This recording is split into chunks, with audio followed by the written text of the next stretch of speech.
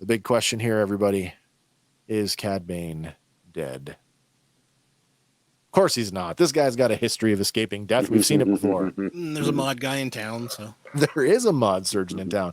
That's going to be another question that I'm going to bring up a little bit later because that's a fun one. I asked my wife this earlier today. There's a little beep there, and let's talk about that.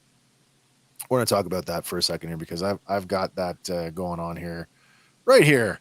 As Boba walks away, the camera pans up across Cad Bane's body, and a distinct electronic beep can be heard sounding rhythmically with a flashing red light on his left chest box. And in case you missed it, this is what it sounded like.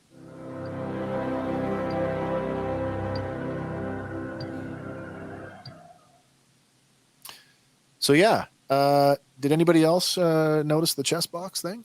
I sure did. So there's a chest box. So he wears a chest box on either side, which if you weren't paying attention, you'd think, oh, it looks like maybe it's like pirated rank that he'd stolen off of a Imperial or Rebel officer. But on his left chest, there's this console, and apparently it's some electronic device because just a few seconds after Boba drives the Gaffy into him, it starts blinking, and it's totally lit up. See, he's mod. Eric says that if they killed him off, it's a huge waste of a great character. Yeah. And I agree with that as well. Star Wars does that a bit sometimes, but they always bring them back. I feel like he's way too good to have done that too. He's also modified himself. Like we know that Duros can breathe Tatooine air from A New Hope.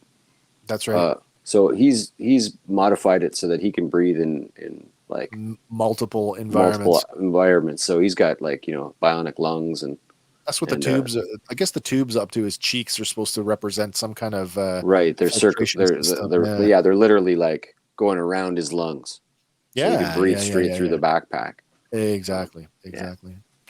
So the couple things going on here, and so I mean, at first I'm like, is it some kind of like a pacemaker or like an internal defibrillator, like an emergency I just got whacked, so my thing detects my heart's not beating anymore, so it gives me a little jolt. And is that my heart's restarted and that's what's going on there? Or a couple of things, right? Like, first of all, if his lungs have been rerouted to a backpack, so stabbing through the lungs isn't really going to change a lot. Wow. The other thing that I couldn't help but notice the glaring lack or absence of Toto 360. Toto 360, his faithful droid companion, voiced by Seth Green. Would have been awesome to see. But of course, I don't think we've seen the last of the character, and I think we'll definitely get to see Toto in the future, and that would be, like the fail-safe switch. That would be who would be coming to get Cad Bane. Yeah. Literally would be. Our last visit with Toto 360 back in the Bad Batch, Toto was markedly absent from a lot of what was going on with Cad Bane. And what was he doing? He was manning the ship. Yeah. What do you think he's doing right now? Sort of even duped into helping Omega a little. Right. Yeah. No, absolutely right. And I actually think that Toto is probably present on Tatooine. Bane obviously has transportation. Yeah, minding the ship. Sure.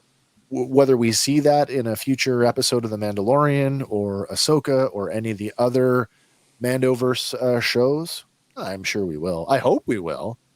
I mean, if you can live action the LEP personal service droid there, like, sure, it's not that far off. No, exactly. So the Jedi Fallen Order droid that Peli has. Oh yeah, is perfectly in the sort of the same vein. BD. Yeah, BD. Yeah, BD. Yeah, buddy. All right. So I guess we're all in agreement. Cad Bane, not dead. Not dead. Not yet. Not dead. Yeah. He's just mostly dead. Yeah. Which isn't totally dead. He's dead forever for now. Yeah, that's right. 60% of the time, 100% of the time. Right. Yep. Okay.